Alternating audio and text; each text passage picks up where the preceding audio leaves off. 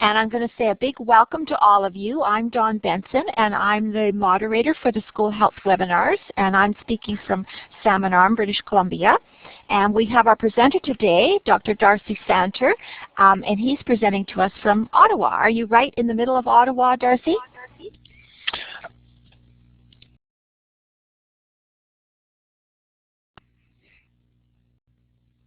I am. So welcome to you, and welcome to folks. We have folks signed up from Ontario, from British Columbia, and from New Brunswick today. So we're hoping some of them may join us as we go along, or some of them will request this as a recorded archive.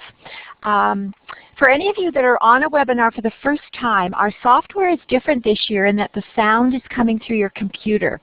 And hopefully you can hear us clearly, and that's why we were doing checking to see that everybody could hear us. And so I'm just needing to sign on. I see that Sarah Lynn has joined us as well. So welcome to all of you as you're joining us. If you're having problems with the sound, please type into the chat box and let us know. Through the presentation, you can ask questions by typing questions into the chat box, and I will signal Darcy, or by putting the hands up. You can, all of you could put your hands up if you wanted to. You raise your hand, and then that lets us know that there's been a question. And so what we'll do is we'll begin our webinar, and then if you have questions along the way, type them in, or you can wait to the very end. The webinar will take about 50 minutes. Darcy has a very full presentation for us this morning. And then at the end, a little bit of time for questions or comments, and then Cindy Andrew will close our webinar for us and tell us a little bit about the wiki that you're going to be able to access for information. So I'm going to go right ahead and introduce our presenter today, and it's Dr. Darcy Santer. He's a clinical psychologist specializing in adolescent mental health and the assessment and treatment of mood disorders, because certainly today we're looking at an adolescent program. He has an undergraduate degree in philosophy and psychology from the University of Western Ontario and a doctoral degree from McGill. He's a full professor in the School of Psychology at the University of Ottawa, and as well as a senior research scientist in the Provincial Centre of Excellence in Child and Youth Mental Health. His primary research interests include vulnerability factors influencing the development of mood disorders, advanced statistical methods in item response modeling, which I'm glad I don't have to explain what that is, and the use of internet-based application, which of course we're looking at today, to promote adolescent mental health literacy. And so I'm going to just go over to you, Darcy, and welcome you. Thank you for the work you've done. He's done several PowerPoints to try to make it very apropos to what we need to see today. So I'm going to click off the audio and welcome you and thank you. Thanks, Dawn, and hello and welcome to everyone. I'm very grateful for this opportunity to tell you about some of the work that we've been involved with here in Ottawa and as well in Nova Scotia. This program started in Nova Scotia about 5 years ago, and I co-directed with my colleague Alexa Bagnell, who is at the IWK Health Center in Halifax. I'm hoping that I'm coming through clearly, and I'd be pleased to entertain any questions as we go through this today. I've got two main objectives. One is I'd like to put this program in context and talk to you about some of the challenges that we have faced in addressing adolescent mental health in a school system. And then secondly, I'd like to tell you about the program that really represents the solutions that we have tried to put in place to address the challenges we've faced over the past few years.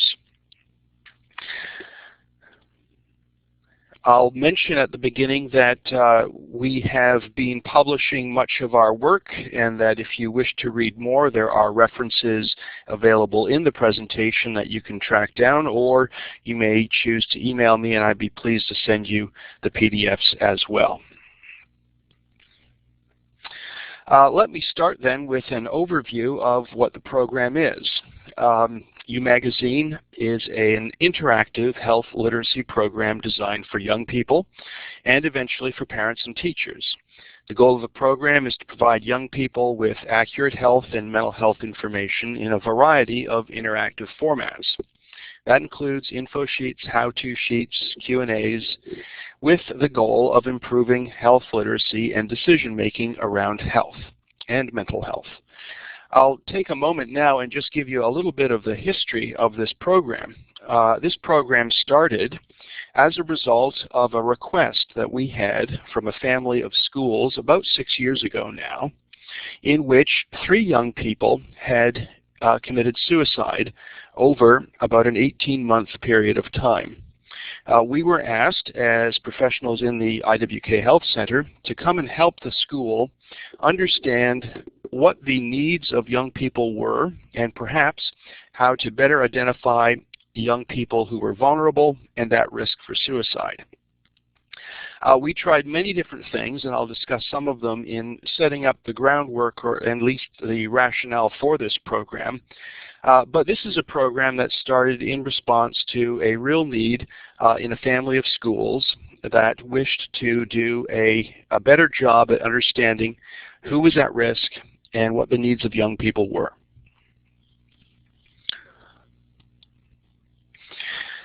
There are 2 goals of this entire program then. One was to provide resources to young people, and that is ongoing access to up-to-date materials that could be offered to them 24 hours a day, 7 days a week. The other goal was to extend learning beyond the classroom.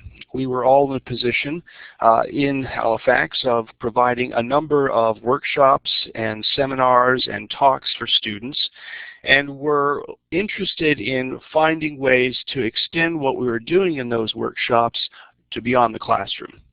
And then finally, we also wanted to provide some opportunity for follow-up.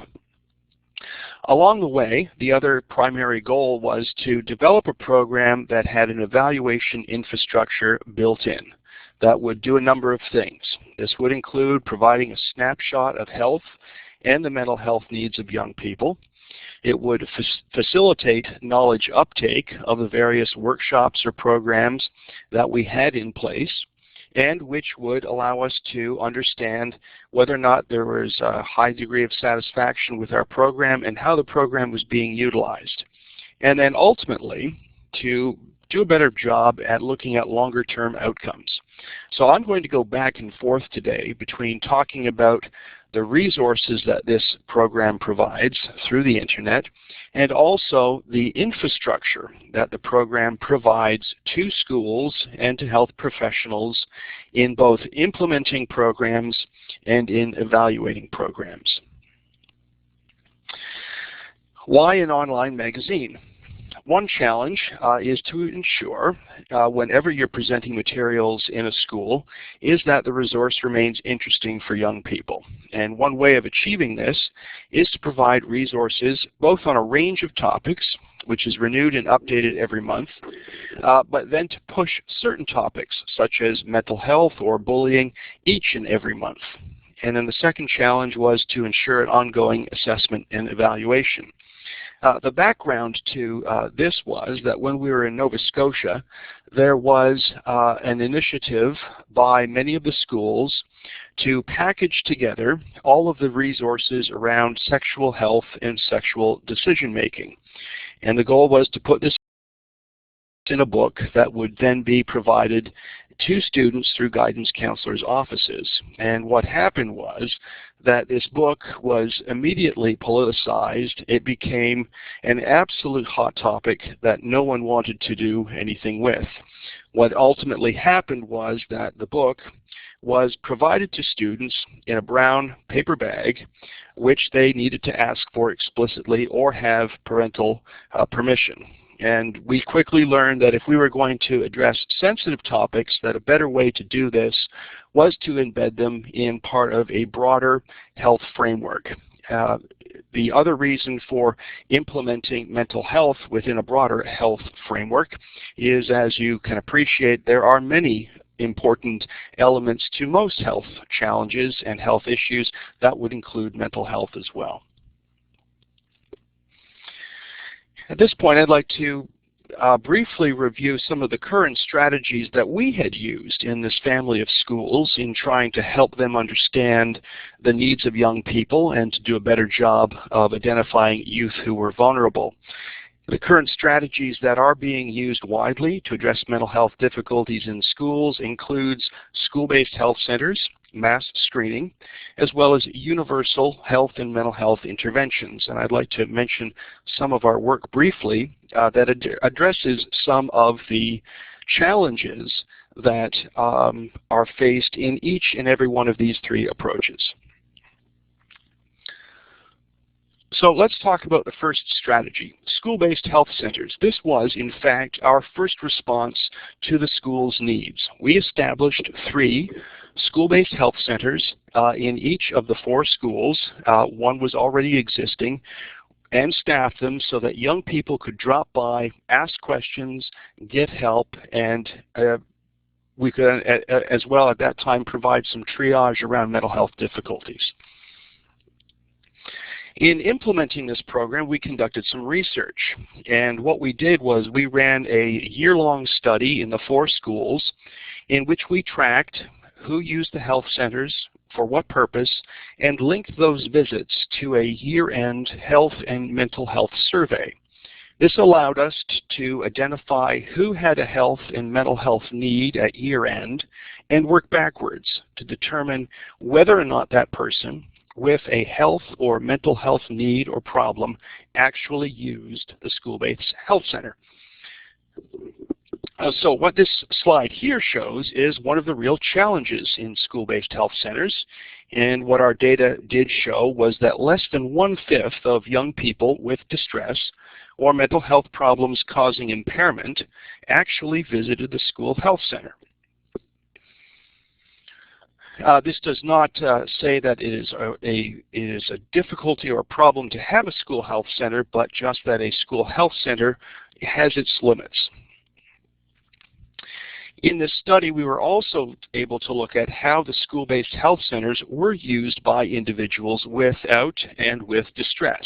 So the blue bar represents the proportion of young people in these 4 schools who were not distressed, and the red bar represents the proportion that was distressed, as designated by standardized measures at year-end. So, consistent with other studies, about 1/5 of students reported levels of distress.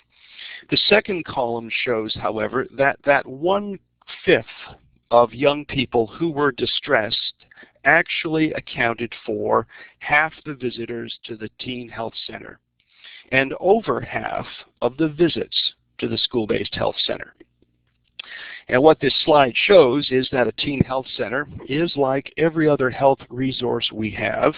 It is used disproportionately by people, or young people in this instance, who have health and mental health needs.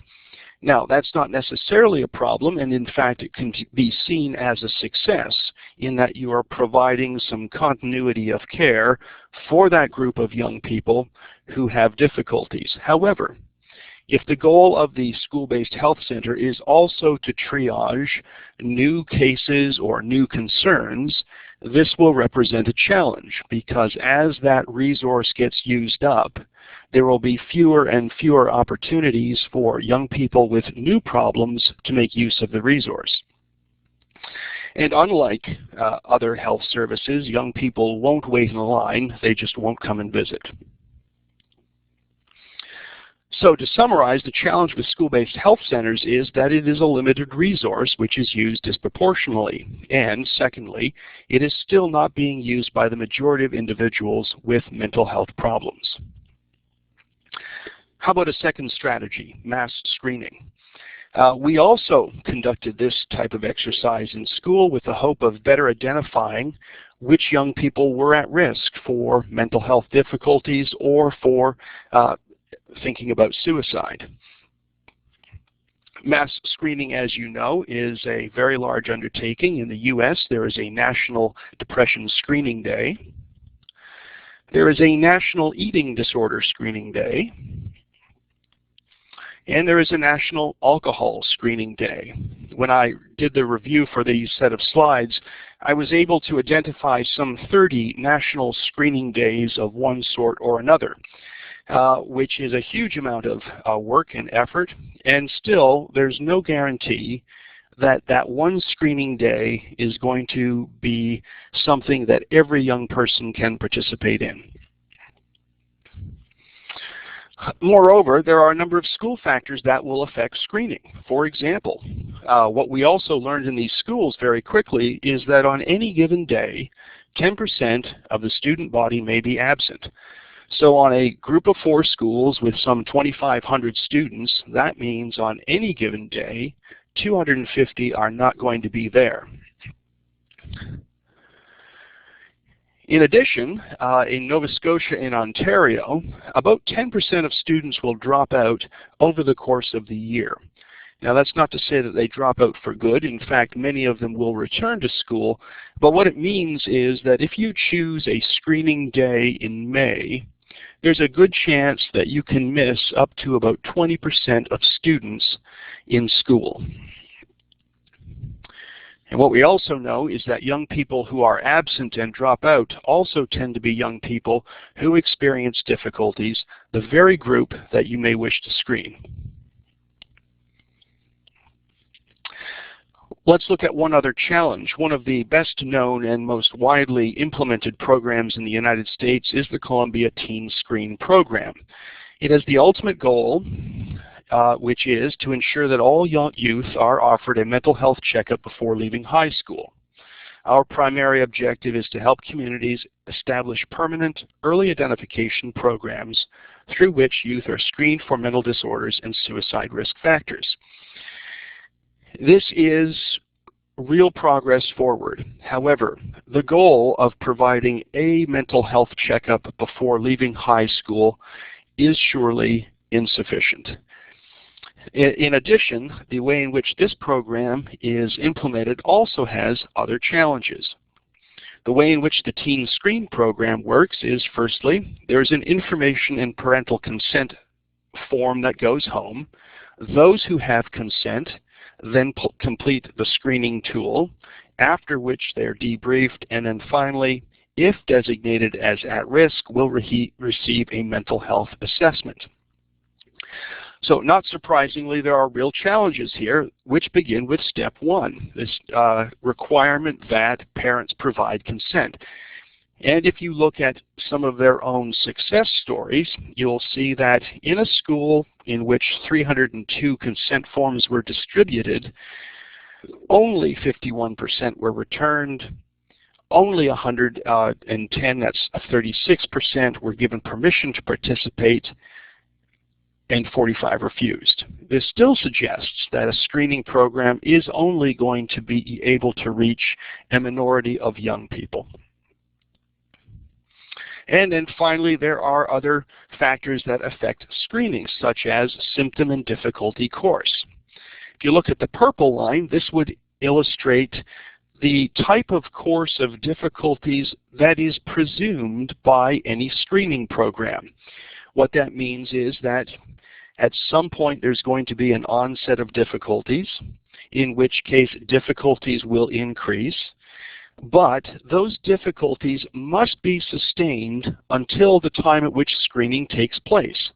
That is, after all, the assumption of screening, that the difficulties will be present until we as a school or a group of professionals get around to screening for those difficulties. But in fact, we know that symptom course in young people with mental health difficulties is anything but sustained. It waxes and wanes. And so depending on when you pick your screening day, you may be able to find youth with difficulties, or you may miss them. And then finally, the third strategy that schools are using more and more frequently is a universal or school-based program. There are 3 types of programs, one a universal one in which everyone participates, a selective program which targets just those individuals who are at risk, such as young people who have parents with mental illness, and then finally an indicated group which targets young people who show the first signs of mental illness. And this slide here is to remind me that if you look at research on universal programs for the prevention of depressive symptoms, meta-analysis has shown that universal programs have what researchers refer to as an effect size of just 0.12. Compare that to, say, selective prevention or indicated prevention programs, which are much higher. And then if you compare this to the effect size, which is really a measure of effectiveness of your intervention, to something like a treatment for acute depression, medications and psychotherapy have an effect size of about 1.0. And so by comparison, universal programs are just, in terms of effectiveness, only a fraction as effective as treatment for an acute problem. This is not to say it's not worthwhile doing, it just recognizes that there is a real trade-off between providing a program for everyone, only from which a few individuals will show immediate signs of difficulty, as compared to a very targeted type of intervention. The question that we're interested in right now then in our programs is how can we improve the effectiveness of universal programs? And perhaps one way to do this is to improve knowledge uptake, that if we can extend learning about these programs beyond the classroom and provide some ongoing learning online or through a different venue, perhaps we can improve uptake and improve the effectiveness of those interventions. One other way is to monitor implementation of these programs continuously. Many reviews have suggested and indeed shown that when universal programs run off the rails, they can run off the rails in the first or second week. And unless you are monitoring their implementation continuously, you would not learn this until the end of your intervention.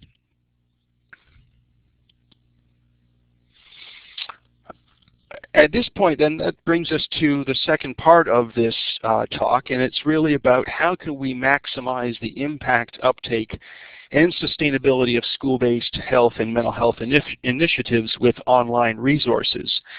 We discuss all of the points that I'll mention here and many more in an article that I referenced on the second slide, which really lays out some of the challenges and some of these approaches in greater details. But I'd like to talk about a few of them briefly here.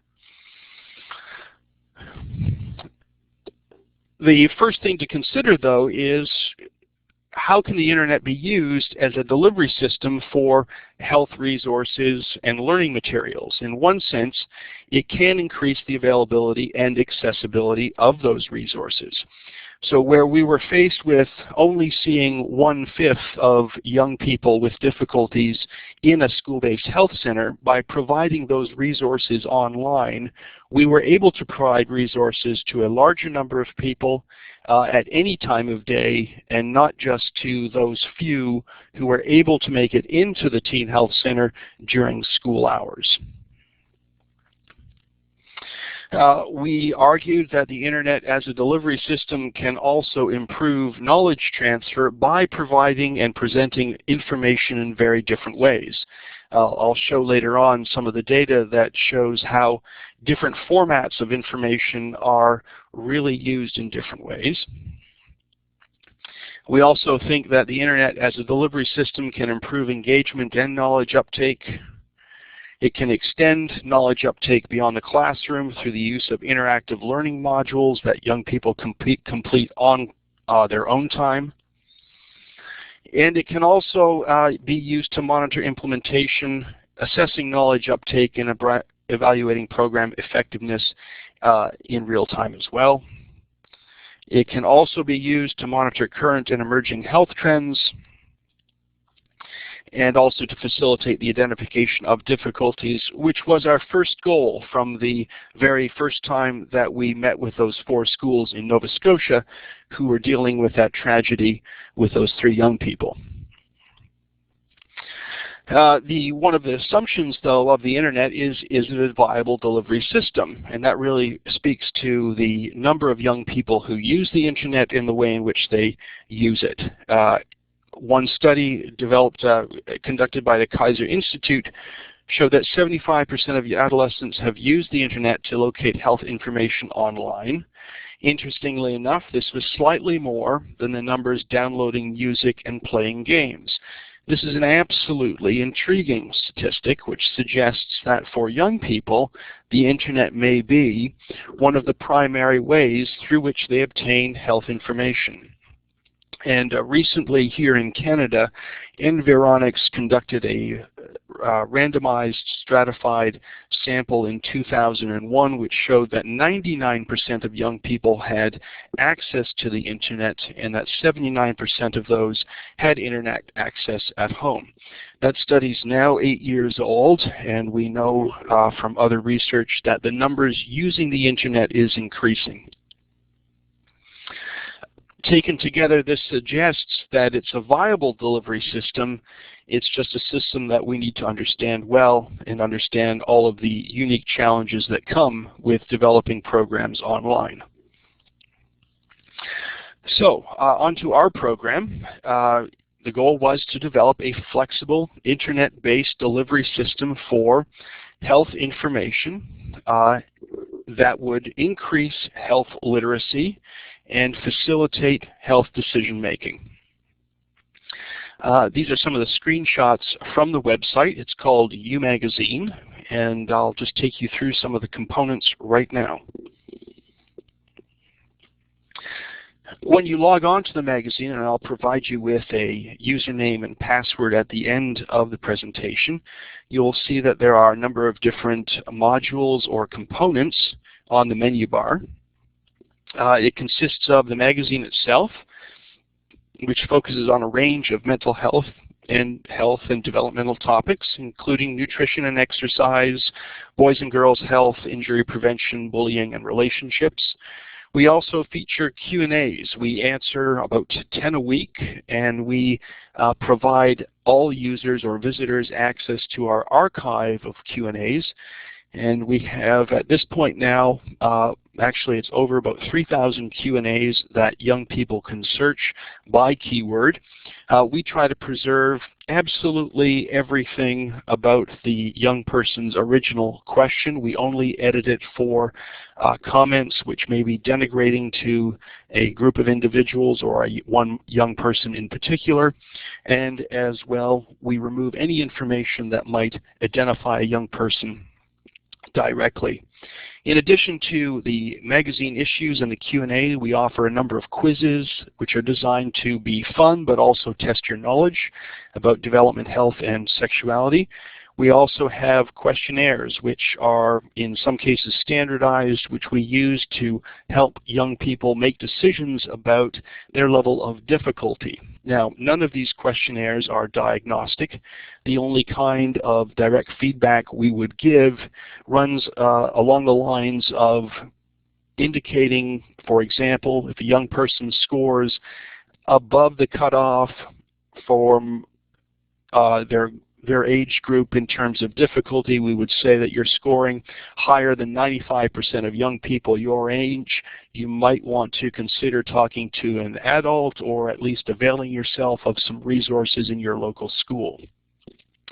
We also provide news bulletins around new facts that have been published in peer-reviewed articles, as well as hot topics, and are starting to list a number of classroom activities as well.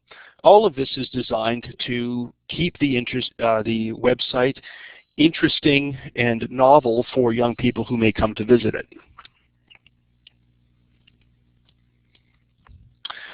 In terms of the magazine, we have 8 issues now that will be on the live site, with 4 more to come in the remaining year. The issues cover things such as nutrition, stress, self-harm and help-seeking, fitness, drugs and substances. The materials for this are developed through our network of experts, both in Nova Scotia and here in Ontario, and are developed in line with existing best practice guidelines, as well as with the most up-to-date peer-reviewed articles.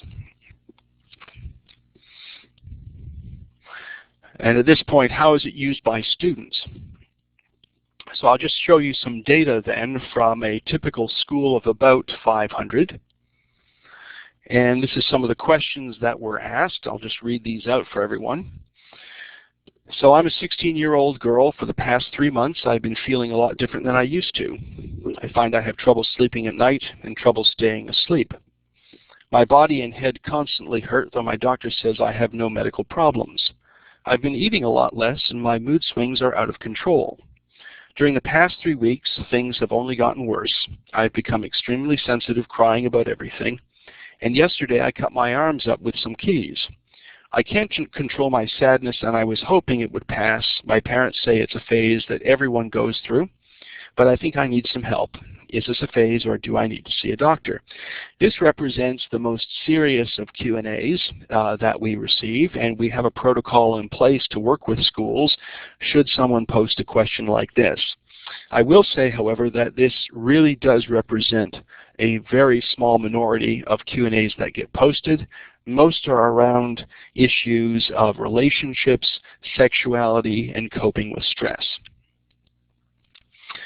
Here's just another one. I had sex for the 3rd time about 5 days ago. During this, I started to bleed, so we stopped. For a few days after, it was just little spot amounts. It's been 5 days now, and I'm bleeding so much I have to wear a tampon. It's straight blood. I was wondering what's wrong and if I need to see someone, or if it will just go away on its own. Yes, this person does need to see someone, and see someone right away. Not all of the questions are so serious or concerning. In fact, many of them run along the lines of this one here. This individual's 14 years old, and she had a question about sex, and here it is. Okay, this might sound stupid, but I have learned about sex. I know what goes on in everything. I am very well educated on the subject, but I sort of wonder in between all this orgasm stuff, like I know what they are and how they happen, and that it varies from guys to girl. But is like sex like one orgasm and then it's over? Like how can this go on for a long time? Is sex really short? Can't it be long? Like after the orgasm thing, what happens? Like I ask you, do you go again or what? I hope you get what I'm asking. Thanks. This is a great question, and it's a great question because it's not just about the mechanics of sex or the anatomy of sex. It's really about how to talk about sex in a relationship. And so it's this kind of question that gives us an opportunity as mental health providers to ask and answer some of the concerns about talking about sex in a relationship. I've got a question here from Lorraine. Now I see I've got a question here from Lorraine. Here, and if you could read it and respond, that would be great. Thanks, Lorraine. Yes, here it is. It sounds like the content for the online magazine is developed by professional experts. Do youth contribute to how the content is written, presented, edited prior to publishing, and in what capacity? We develop the information or the materials from the needs that are expressed by young people as well as from experts. The material is developed, written, and then vetted with young people. We then make revisions based on what a small group of young people will say, and then we provide it to schools. This is different from a youth for youth approach, which many websites are now doing. We made the decision very early on that we wanted to provide expert opinion for questions and concerns raised by young people, and allow them to participate in the development of those materials through a vetting process. Does that answer the question, Lorraine?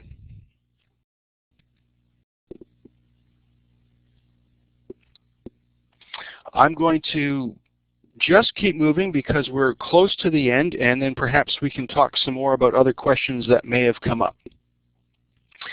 And then secondly, I want to talk about infrastructure. So each school has the capacity to customize the website. They can elect to turn off certain features as well as to censor some of the material. So we're working with the Catholic School Board here in Ontario that has some concerns about what types of material will be on the website, and rather than debating the merits of taking that off, we've elected to take an approach whereby we will allow that group to limit access to certain features. In addition to customizing this for the Catholic School Board, we've also worked with local groups that would like to make some changes to the material based on local needs that they have identified that merit changing the material in some instances. And so we are able to make copies of every page on the website and make small changes. We're happy to make those changes within the overall guidelines of the site, which is to remain consistent with best practices and to remain informed by what the empirical literature suggests. In addition to customizing it, there are opportunities to place school hotlines on, as well as contact information for local resources and guidance counselors. And we also offer a large range of evaluation tools. So I spoke about screening tools. This allows young people to work out what their level of stress is compared to young people in general. In addition, we also offer a year-end health survey, as well as an annual school climate survey. The annual health survey takes in May, and it assesses a number of health and mental health needs as well as motivation for learning. And in November, we also launch a school climate measure, which allows students in schools to learn something about what school climate is like in their own school. Because of the way in which schools register and young people sign on, we are able to treat this as a tool through which schools can obtain a snapshot of health and school climate just for the young people in their schools. Many people in British Columbia may be familiar with Tell Them From Me. In this sense, the infrastructure that we have works exactly the same way. It can provide a school with anonymous, aggregated data just for the young people in their school. And then finally, does it work? Can we increase the availability and accessibility of school-based health center resources by offering resources online? And if you look at a school of 500, what we found was that the number of Q&As asked increased from 400 to some 1,200 from year 1 to year 2. The number of times they took the total stress quiz, which was our solution to online screening, or at least mass screening, rose from 400 to over 900. Total logins for this group of 500 increased from 2,100 to over 11,000, and the number of Q&As viewed by these 500 young people increased from 6,500 to over 31,000 from year 1 to year 2. And if you look at how the resource is used throughout the day, you can see that many people start logging on at hour 14, that's 2 in the afternoon, and they'll be online till about 8 o'clock or 10 o'clock at night, but that there is a group of young people who are logging on throughout the night, even at 2 and 3 in the morning. Because we're able to link the pattern of utilization to our annual year-end health and mental health survey, we are able to learn about how young people use this and what the characteristics are of young people who are logging on in the middle of the night. And in one of our evaluation studies, we're able to show that the group of young people who logged on between 1 a.m. and 7 a.m. in the morning did score higher on measures of depression and health and mental health difficulties, which offers a new opportunity to provide resources to the point where if someone is logging on in the middle of the night, then we have good reason to think that they may be experiencing some difficulties and can push resources to them. And finally, throughout the year, we are also interested in what the intrinsic value of this was to young people and whether or not young people who registered would actually return.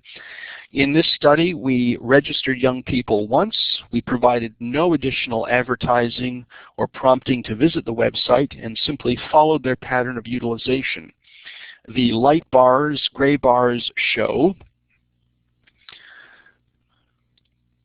the number of visits by month. The dark bar shows the number of visitors each month.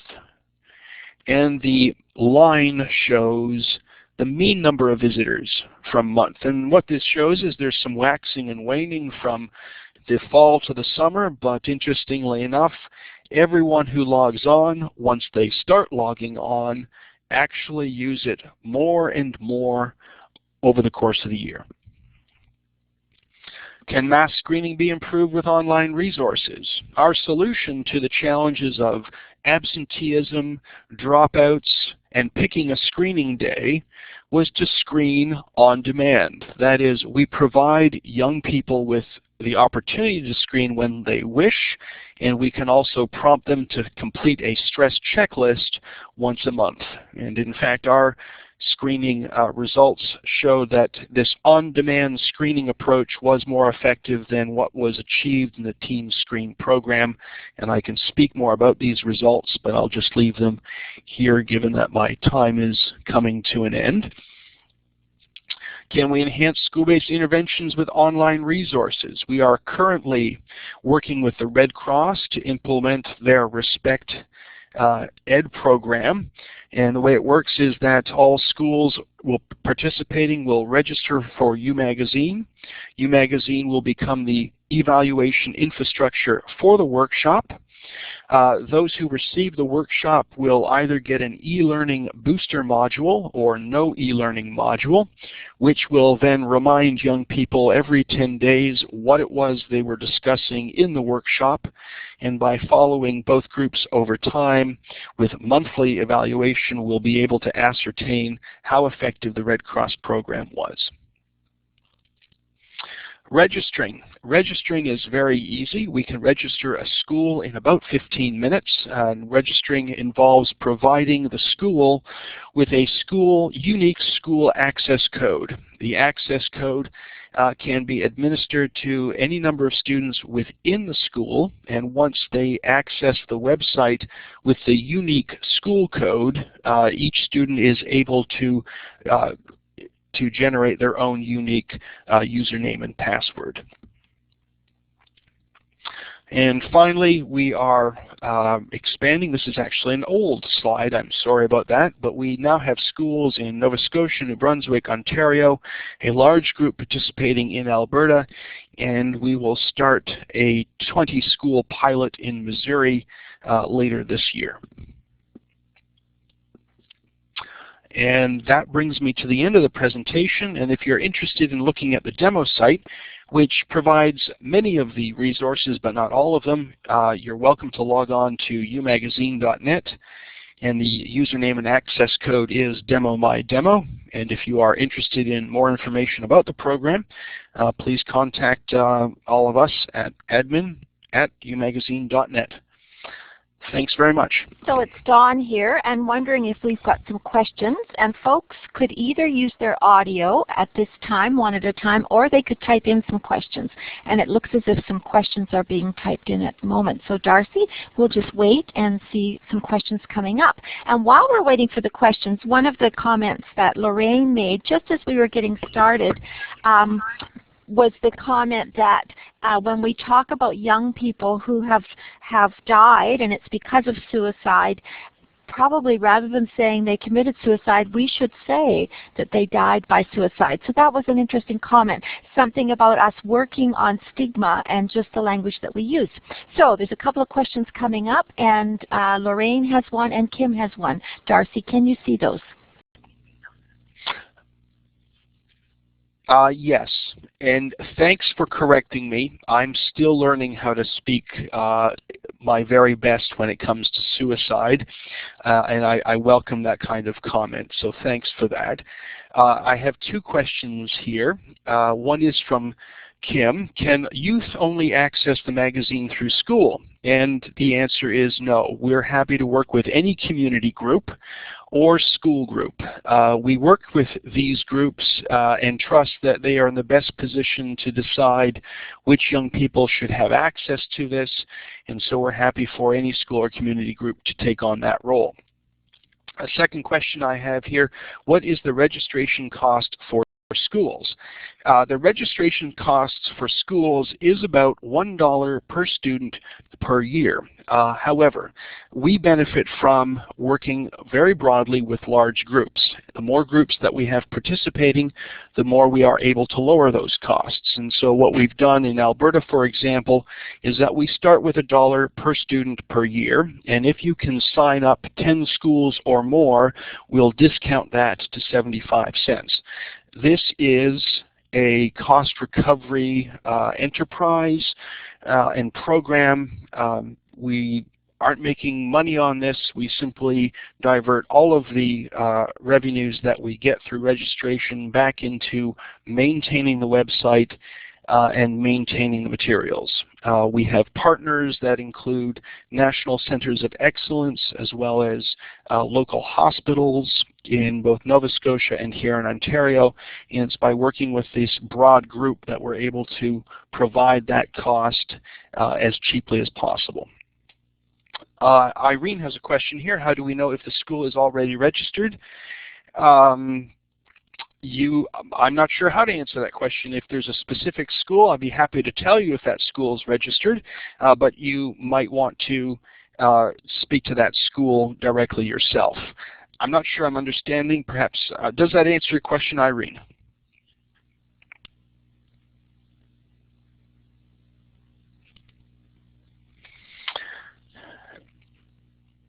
And there's a question from Cindy.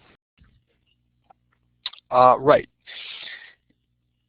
So at this point, most schools are using this as a tool to disseminate information and to make accessible to young people this body of information that we have online that includes all of the Q&As and so forth. In many ways, this is the first entry point for a school, simply to make the materials available to young people. Beyond that, a school may elect to do something more involved, such as what the Red Cross is doing, to use U-Magazine, at least partner with U-Magazine in terms of developing a set of online modules for an existing program that is going to be implemented into a school. Our interest here in Ottawa and also in Nova Scotia is to develop the classroom workshops around the issue of mental health in terms of improving mental health literacy and facilitating help seeking. So we are working on a set of a one-time workshop that can be extended to include a series of lesson plans this year, such that if a school wished to implement it, they could either implement the one class workshop or the broader 5 or 6 lesson plan sequence of activities.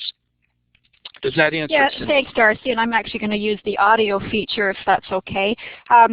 Just a question about that is, I know, and I'm sure, and I would think we're all hopeful that there are more people that will know about this and are intrigued and want to investigate it as a really excellent tool that covers a wide range of health and social issues, which is fantastic and really needed, and also provides sort of that ongoing evaluative mechanism, which is crucial.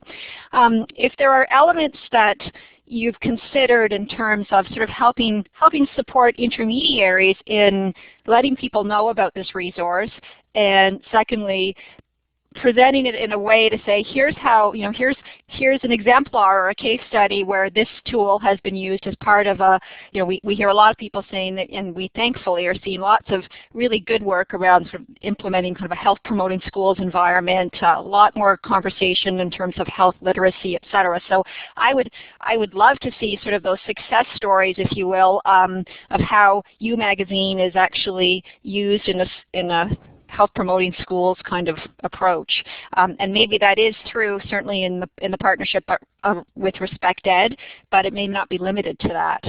So another and a very practical suggestion, or maybe a request, is the sort of for the champions that are out there, and I would think many public health folks would love to see this as something that they could help make schools aware of, and sort of their clearinghouse roles, if you will, are kind of promotional tools that can help people understand more about it and, you know, share the good work, so to speak. That sounds just great, and there's a number of ways to go on that. We'll certainly have our a stable of champion schools by the end of this year, because we've got interest from about 200 now, and that's certainly one way to go. In terms of providing, I guess one of the suggestions is to provide some promotional materials to public health individuals so that they can provide this to their constituency, and we can certainly do that if there's interest for that. And I guess if I could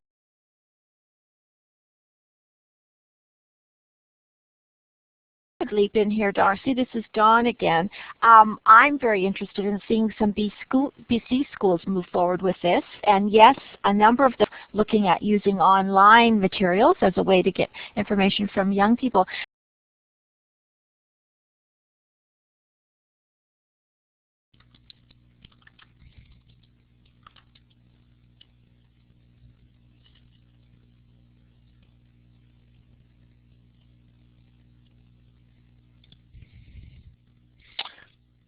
I'm just wondering, is anyone hearing me? I'm not hearing anyone else at this point. Yes, I'm hearing you, Darcy. It's Cindy here. I think perhaps maybe we've lost Dawn with the winds that are blowing, so to speak. And okay. If I can, I think I hear her now. Yes, I'm here. There was a time lag. So there's a couple more questions, if you could get to them, Darcy, and then we'll have Cindy close. Certainly. So there's just one here from Irene and from Lorraine about information. If you would like, if you can email me at admin@umagazine.net, then I can send you back the 5-page overview, which gives some brief information about what it is, how to sign up, and so on. And I can also couple with that our longer document, which really goes through the philosophy behind this, how we develop materials, and so forth. If there's any other requests, whether it be for slides as such, we're happy to do that as well.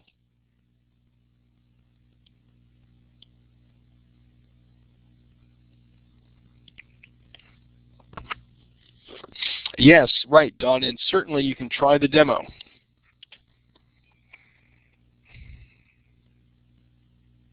Oh, Cindy, over to you. Are you there? Hi there, and yes, thank you, and Darcy, thank you again for the time and sharing today and all of the hard work that has gone into this tool. I think, as was echoed here by the last few comments from folks online, that there is an eagerness to know more about it, and as I think we've chatted about in the past, and certainly we would welcome an opportunity to feature U Magazine, and in particular kind of its application within the school via a couple of different opportunities. One is the Canadian Teachers Federation produces a health and learning magazine that's sent to all schools in this country, all publicly funded schools, I should say, and so clearly that presents an opportunity for to help get the word out about this terrific tool. A couple of other items that I think people, certainly a follow-up to today's conversation, you heard Dawn mention it earlier, and you know, these wonderful technologies that we're hearing, in a way it's a bit intimidating, it's really hard to keep up some days, but the world of wikis, basically online shared workspaces, what we're doing to help support extending the sharing from today's webinar is establishing a wiki, basically an online shared filing cabinet, if you will, of the good stuff that's out there that's relevant for to today's conversation. So for example, the PDFs for the 4 references, Darcy, that you had on slide 2 would be, you know, excellent examples of the kind of thing that we'll post on this wiki for folks to be able to access. There is it's certainly a growing body of evidence related to this area and whole school approaches to mental health that we think are important to share with folks, and so that's what will be included on this wiki. And I wanted to underscore that by having a look at this wiki, you folks can also contribute. So for example, perhaps you have comments or questions about its use, or you had a success story wherein as a school liaison you've connected and you have schools interested. If there's some success stories or tips you'd like to share, we encourage you to post them on that wiki to help further extend the learnings and sharing from today's conversation. Last item, and again quite related, is we have the pleasure of supporting a very informal community of practice related to schools and mental health. And this is a very practice-focused conversation. It happens 3 to 4 times a year, typically over the phone, occasionally, per last April's meeting, a face-to-face opportunity. And we encourage you to connect with that informal network, and there'll be information about that on the wiki. So aside from, again, reiterating my thanks to you, Darcy, as well as to those on the line, and Dawn, as always, for your leadership. Thank you so much. And please, there is a survey for today's webinar and related wiki. We welcome your input. We would love to hear your suggestions of other additional topics, be they related to mental health in schools or otherwise, so that we can continue to do work and to connect the good folks around the country doing good stuff with you folks out there making school health happen in communities across Canada. So thanks again, everybody, for joining us, and we'll be in touch with wiki, etc., via Dawn's note to you all. You're very welcome. Bye for now. And for those of you ready to sign off, you go up to the file session at the top and you do an exit, and that will get you out of the website. Thanks again.